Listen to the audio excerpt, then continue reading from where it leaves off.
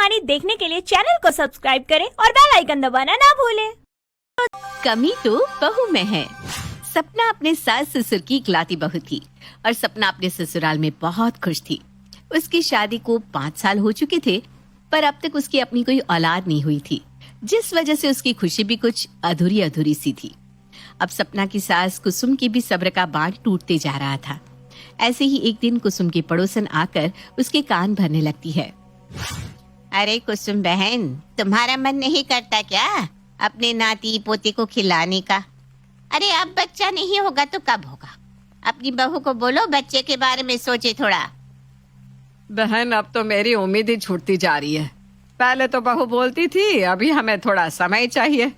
पता नहीं आजकल के बच्चों को और कितना समय चाहिए। बुरा मत मानना कुसुम बहन, पर सारी गलती तुम्हारी है। तुमने अपनी बहू को बहू समझा नहीं, बेटी की तरह सर पर चढ़ा लिया।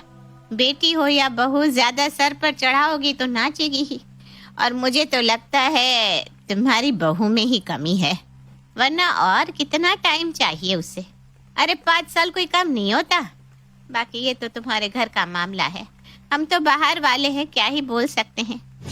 इतना बोलकर कुसुम की पड़ोसन वहां से चली जाती है, पर वो कुसुम के घर में आग लगा देती है।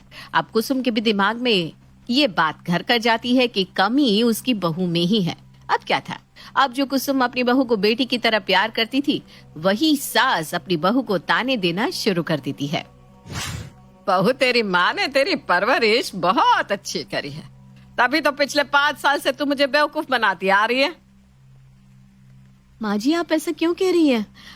आखिर मैंने ऐसा क्या कर दिया? क्या कर दिया? तुझ में इतनी बड़ी कमी है, तूने अपनी कमी छुपाई मुझसे और मुझसे झूठ कहती रही कि अभी तुम्हें बच्चा नहीं चाहिए, जबकि तुम्हें बच्चा हो ही नहीं रहा। सच सच बताओ, तुम माँ नहीं बन सकती ना? सपना के पास कुसुम की किसी भी बात का कोई जवाब नहीं था। बेचारी सपना रोती हुई वहां से चली जाती है और रात में जब विक्रम घर आता है तो सपना उसे सारी बात बताती है। विक्रम, कमी मुझ में ही है। अब ये बात हम दोनों के सिवा माँ जी को भी पता चल गया है। आखिर और कब तक हम माँ जी से झूठ कहेंगे? सपना, हम ये सच्चाई पूरी दुनिया से तब तक छुपाएंगे जब तक हमसे बन पड़ेगा, और मैं तुम्हारे साथ हूँ, इसलिए तुम रोना बंद कर दो। पर विक्रम, अभी मुझे माँ बनना है, मुझे भी बच्चा चाहिए। मैं अब और लोगों के ताने नहीं सुन सकती। आखिर मेरी गोद कब तक खाली रहेगी? सपना, हमारा भी बच्चा होगा, तुम रोना बंद करो, एक दिन सब ठीक हो जाएगा। तुम्हें मुझ पर भरोसा है ना? विक्रम सपना को दिलासा तो दे देता है, पर वो ये बात बहुत अच्छे से जानता था कि उनकी जिंदगी में बच्चे का सुख नहीं है, क्योंकि उनके लाख कोशिशों के बाद भी उन्हें बच्चे का सुख मिल नहीं रहा था। वहीं दूसरी ओर कुसुम के ताने भी बढ़ते जाते हैं। अब तो कुसुम विक्रम की दूसरी शादी करने की बात भी घर में छेड़ देती है। देख सपना बहू, मैंने तुझे बहुत समय दे दिया और अब मैं समझ चुकी हूँ कि तू इस घर को वारिस नहीं दे सकती, क्योंकि कमी तो तुझ में ही है। इसलिए मैंने सोच लिया है कि मैं अपने बेटे की दूसरी शादी करवाऊंगी।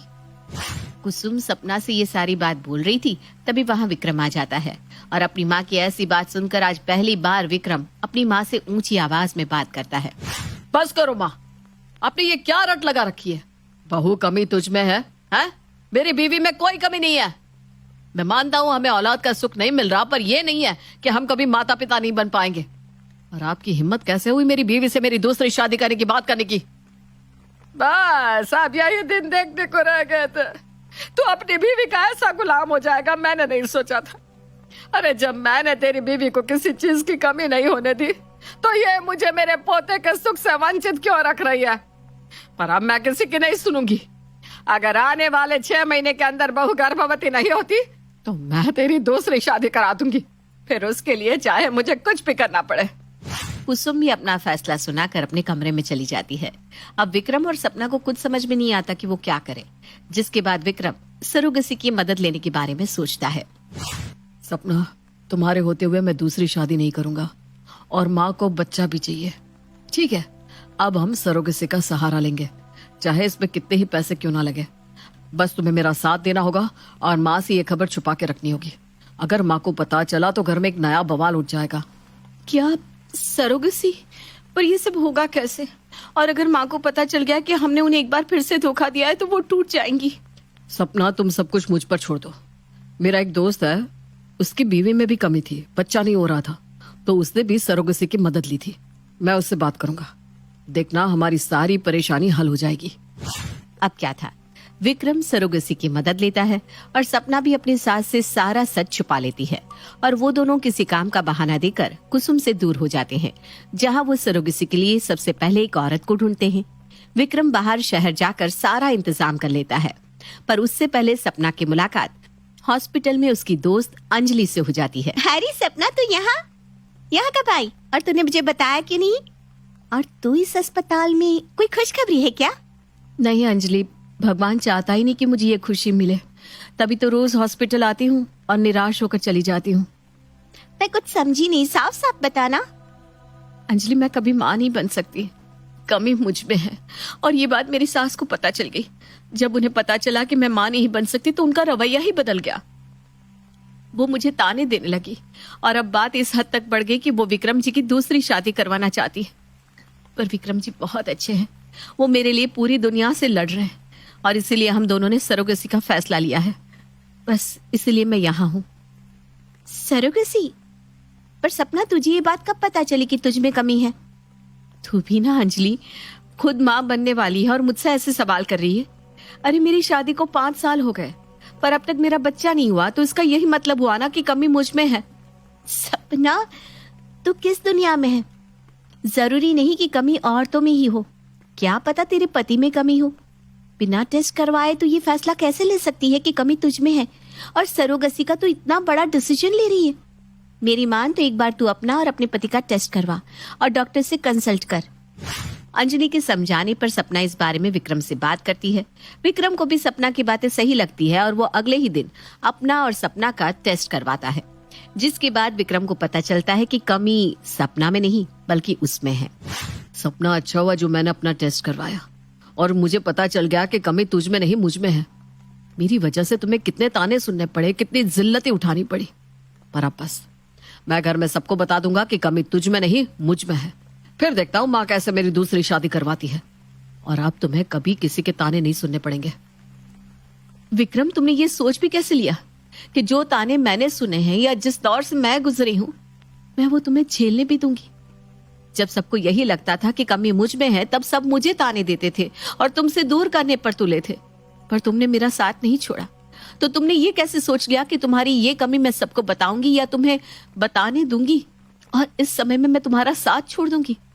पर सपना, सच तो यही है ना कि मैं कभी बाप नहीं बन सकता और माँ को ये बात बताना जरूरी है।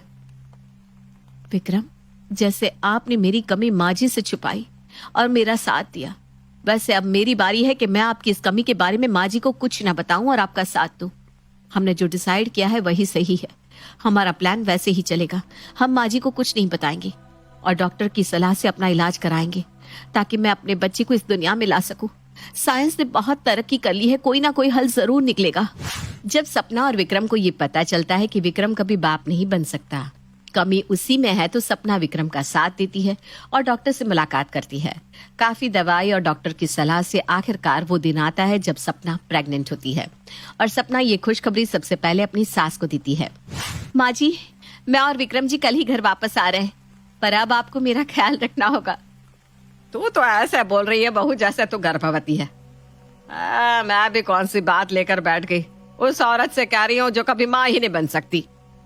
माँ जी, अगर मैं आपसे ये कहूँ कि आपका ये सपना जल्दी पूरा होने वाला है तो फिर तो आप मेरी देखभाल करेंगी ना?